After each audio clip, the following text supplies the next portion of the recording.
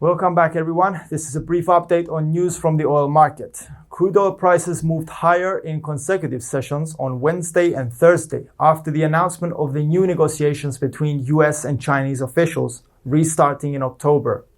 Even though the American Petroleum Institute released a surplus for its weekly reading, crude oil moved higher and displayed further its sensitivity to the US-Sino trade war. To start with, the much-anticipated listing of massive oil leader Saudi Aramco is said to be speeding up. The executive committee, which was set up to monitor and create the rail tracks on the listing process, has been given a new leader. Yasir Al-Rumayyan was appointed the new head of committee, a person that is said to have particular experience with listings in the public and private sector. This indicates some eagerness from Aramco's side, but also boosts investor anticipation of the event. For the time being, the IPO is expected in 2020 or even 2021. On a separate note, the leadership in Saudi Arabia's oil sector is currently undergoing some changes.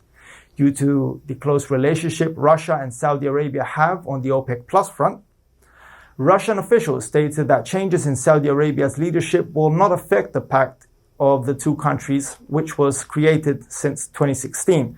Continuing with Russia, Russian Energy Minister Alexander Novak said his country should make better use of oil developments in the Arctic Sea.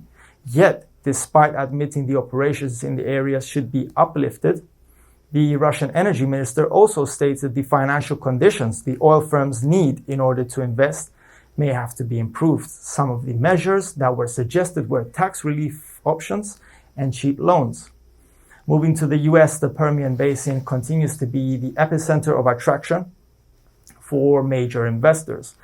The large oil and natural gas producing area has companies like ExxonMobil Corp and Chevron Corp constantly looking to merge with smaller firms in the same industry. The same goes for areas including West Texas and New Mexico, but the basin remains a priority as both US companies have invested heavily in the area over the past 2 years. Another opinion is that the major oil companies in the US are gradually taking over the small independent firms as the market conditions become tougher and oil prices are already low compared to the $70 per barrel crude oil used to trade a year ago. This opinion is also supported by the expectations of lower oil demand in the coming months. However, the matter could also be subject to change if a trade deal is landed by the US and China and market circumstances change. As a conclusion, traders should be aware of two events for information on further price direction of the commodity. First, today's EIA weekly reading could create volatility.